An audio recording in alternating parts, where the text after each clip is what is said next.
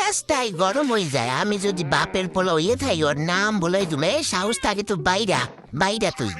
দেখি তুই কোন বাপের পোলা এত সাহস তুই আমার ঘরের সামনে ইয়ে চিল্লাপাল্লা করো, তোরে একেবারে আমি গুলি মারিয়ে তোর কুলি আমি উড়াই দিব। আরে চিল্লা পাল্লা কই করলাম, তোমার সাথে তো একটু কথা বলতেছিলাম, তুমি ঘুমানো ছিলা এই জন্য জোরে জোরে ডাকছি। এটাও বোঝো না তুমি? এ বিল্লুর বাচ্চা, তুই আমার সাথে আমার ফার্ম হাউসে চল।